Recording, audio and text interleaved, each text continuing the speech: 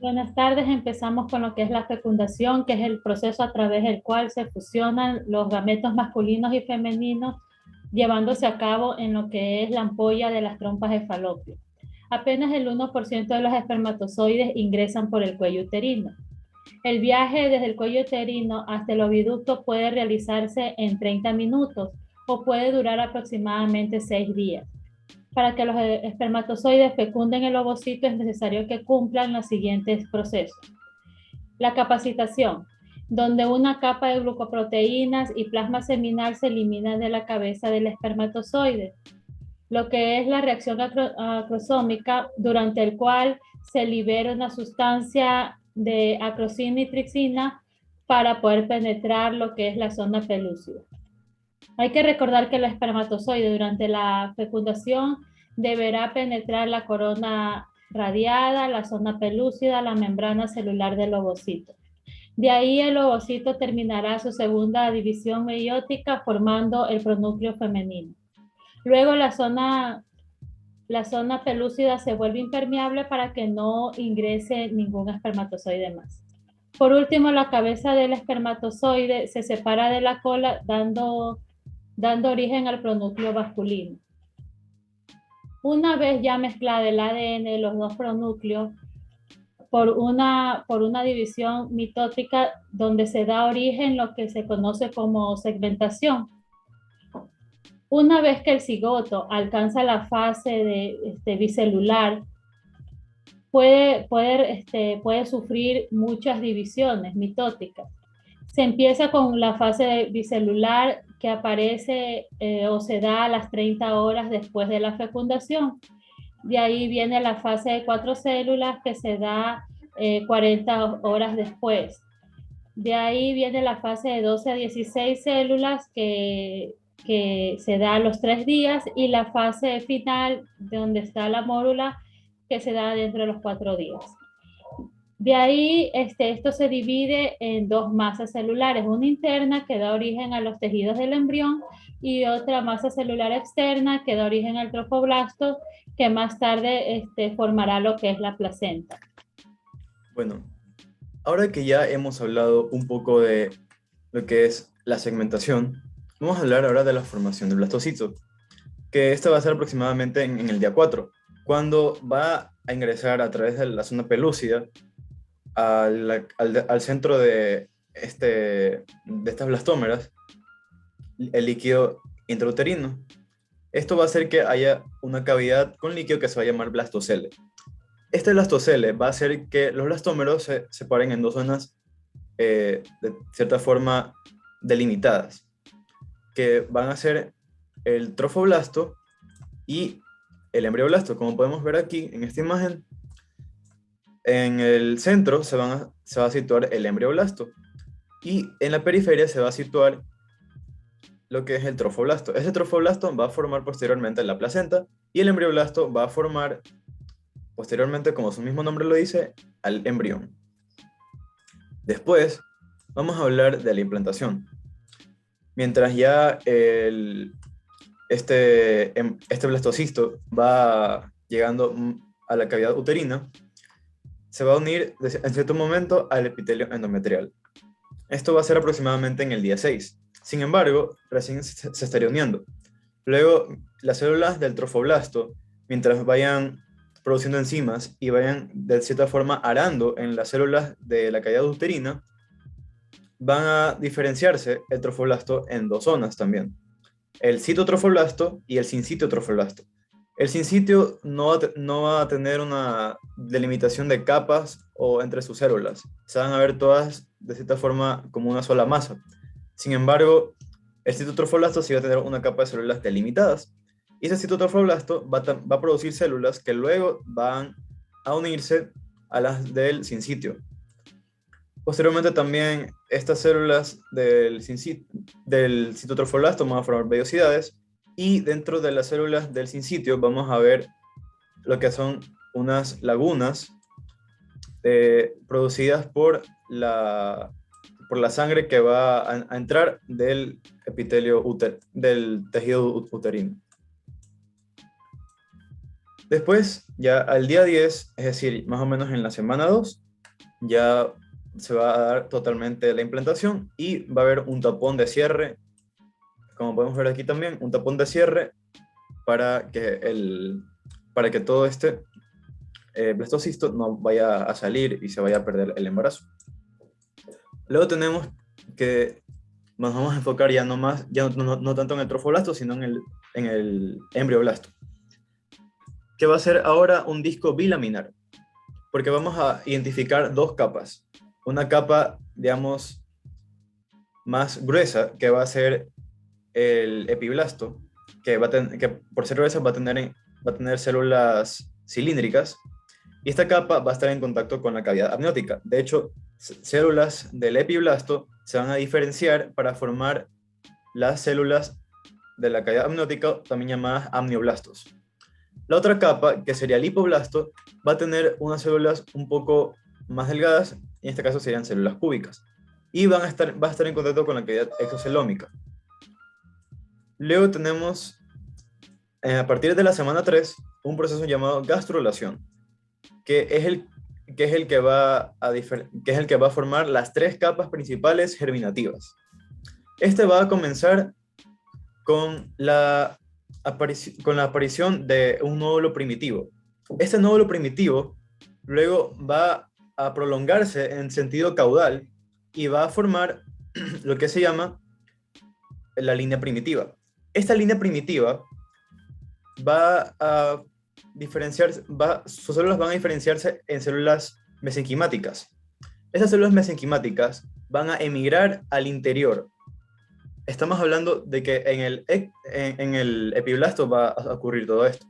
Entonces, al emigrar, estas células mesenquimáticas van a situarse entre el epiblasto y el hipoblasto. Y este lugar va a llamarse el mesodermo embrionario.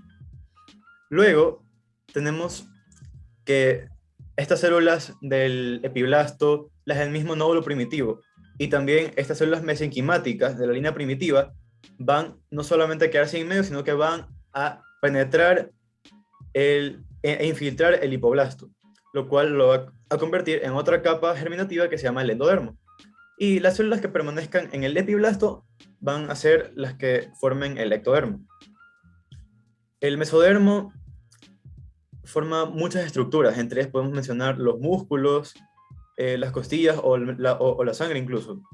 El endodermo se especializa más en los aparatos respiratorio y digestivo. Y el ectodermo vamos a ver que forma lo que nos vamos a enfocar más adelante, que es el sistema nervioso central y periférico. Y algo que no nos vamos a enfocar tanto, pero es el ojo, el oído interno y la epidermis. Y eso sería todo.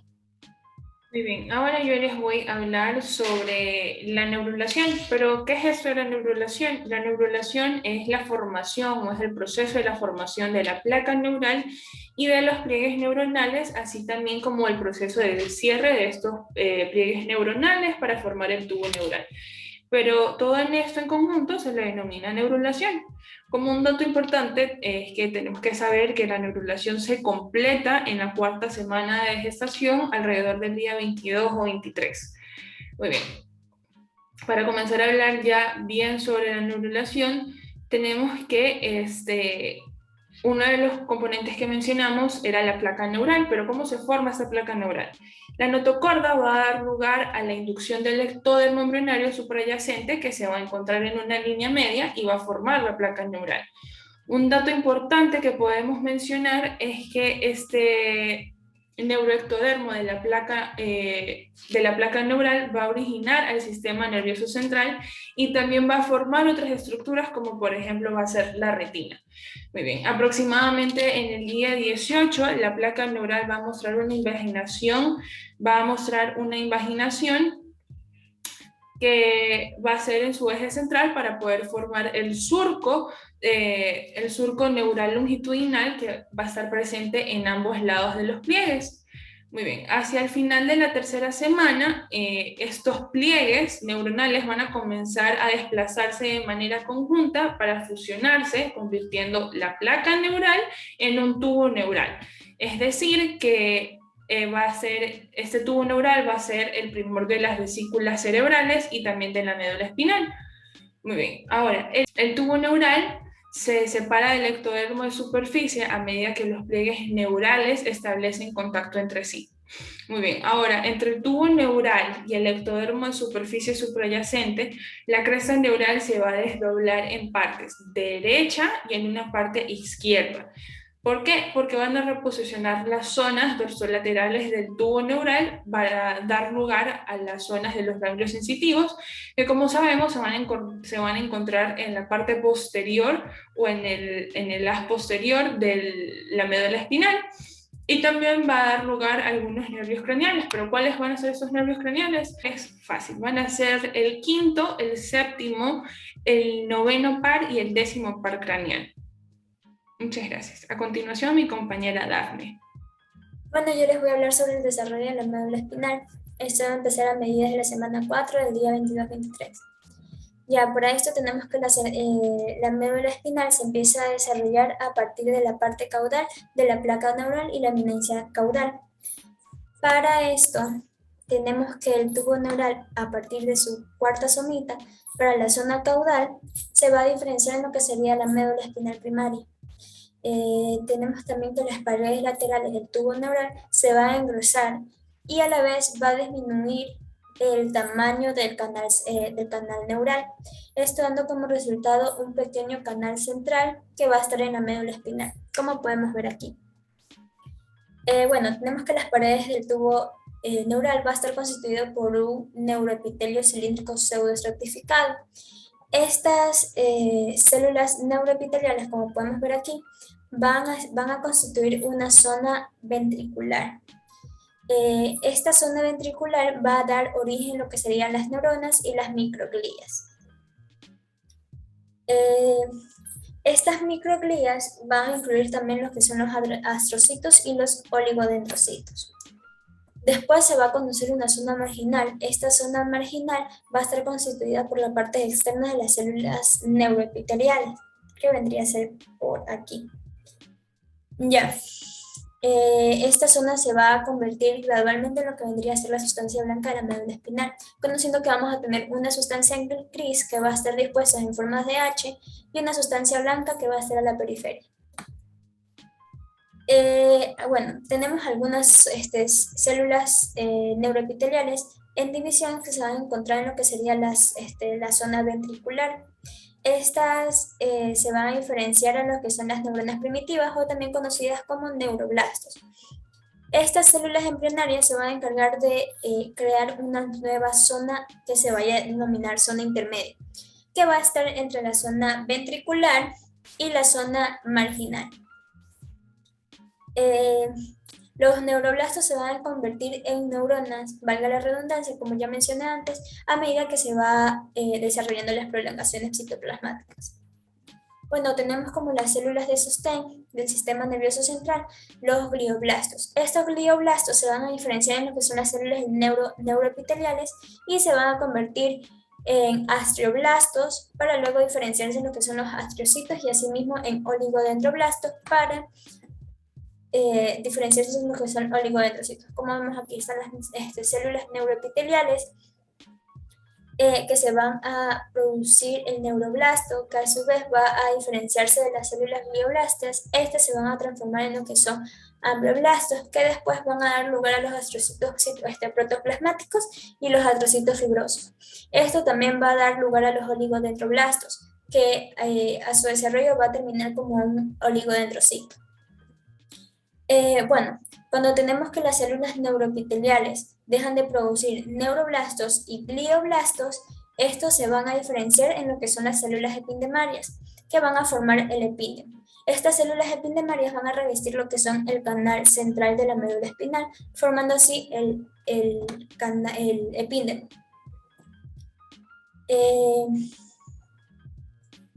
Bueno, tenemos el engrosamiento de las paredes diferenciales de la médula espinal, van a dar lugar a la aparición de unos surcos longitudinales en la superficie de cada lado.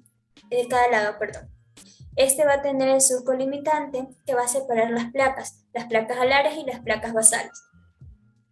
Los axones de las neuronas de las astas anteriores, de las astas posteriores, a lo largo de la médula espinal van a formar raíces ventrales de los nervios espinales. A medida que aumenta el tamaño, las placas basales van a dar lugar a unas protusiones ventrales a cada uno de los lados en medio. Este proceso va a formar una superficie ventral de la médula espinal y un surco anterior y un surco longitudinal profundo. Este sería el surco longitudinal profundo y este es el surco anterior. Bueno, tenemos como un cambio de posiciones de la médula. Sabemos que en el embrión se va a extender a lo largo longitudinalmente del canal vertebral. Sin embargo, los nervios espinales van a pasar a través de los agujeros intervertebrales, de acuerdo, situados enfrente de su nivel, o sea, de los niveles de origen. Es decir, que si aquí aparece un nervio, va a pasar por aquí. Se dice que el feto de 24 semanas, en el extremo caudal, su médula espinal va a terminar o se va a localizar a nivel de la vértebra sacra, de la primera vértebra sacra. La médula espinal, sin embargo, para comparación de la médula espinal de un recién nacido, va a estar finalizando en los que son las segunda o tercera vértebra lumbar, mientras que un adulto se va a encontrar o se va a finalizar en el borde inferior de la primera vértebra lumbar.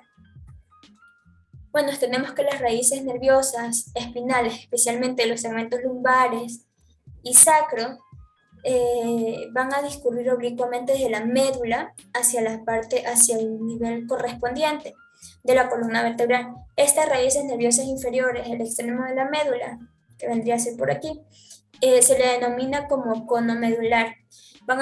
Este cono medular va a formar un haz de raíces nerviosas espinales que se lo conoce como cauda equina, o también se lo conoce como vendría a ser la cola de caballo.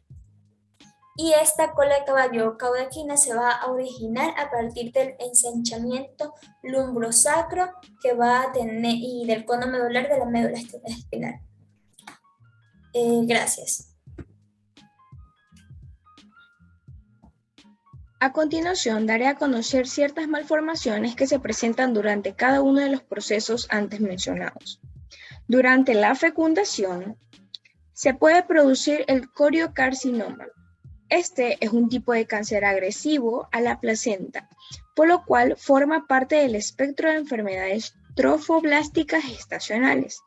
Se caracteriza por la metástasis frecuente hacia los pulmones. Es común identificar el sincitotrofoblasto íntimamente relacionado en el citotrofoblasto sin la formación de vellosidades placentarias definitivas. El teratoma sacrococcigio.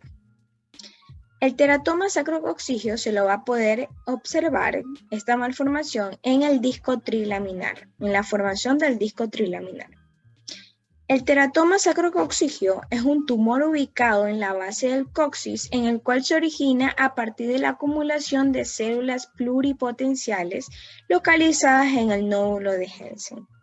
Tiene predominancia en el sexo femenino, aunque en el sexo masculino se da la degeneración maligna más frecuente. En condiciones normales, a partir de los 18 días de embriogénesis, se localiza caudalmente en el disco embrionario posterior, y a estas células migran y se degeneran. En ocasiones persisten restos que estos se proliferan y llegan así a formar estos tumores que van a contener 3 tipos de células derivadas de las capas germinales, así como el endodermo, el ectodermo y el mesodermo. Seguido de esto, durante la neurulación tenemos la anencefalia. La anencefalia es un tipo de defecto que se produce cuando la parte superior del tubo neural no se cierra por completo, lo cual ocasiona que el bebé nazca sin parte del encéfalo, como se puede observar en la imagen, y del cráneo. Las posibles causas de esta pueden ser por toxinas ambientales o la baja ingesta de ácido fólico por parte de la madre durante el embarazo. En el desarrollo de la médula espinal se puede observar una malformación denominada espina bífida. Esta malformación se da por el cierre incompleto del tubo neural, concretamente del neuroporo posterior, ubicado en la región caudal durante la neurulación alrededor del día 25 de gestación. La médula espinal oculta es una forma subyacente de la médula espinal sin discontinuidad de la piel. Esta se produce por una pequeña separación entre las vértebras. Seguido de esto tenemos también la clasificación de la médula espinal, pero en su malformación en la espina bífida abierta, que es en donde las estructuras neuronales, como las meninges, raíces y médula, se encuentran expuestos hacia el exterior. Este se divide en meningocele y mielomeningocele. El meningocele es una hernia ocasionada por el defecto óseo y está limitada por la meninge, en que la médula espinal se va a encontrar normal. Y para finalizar, el mielomeningocele es un tipo de defecto más tardío, en que la médula espinal estará por fuera recubierta por piel formando un quiste. Gracias.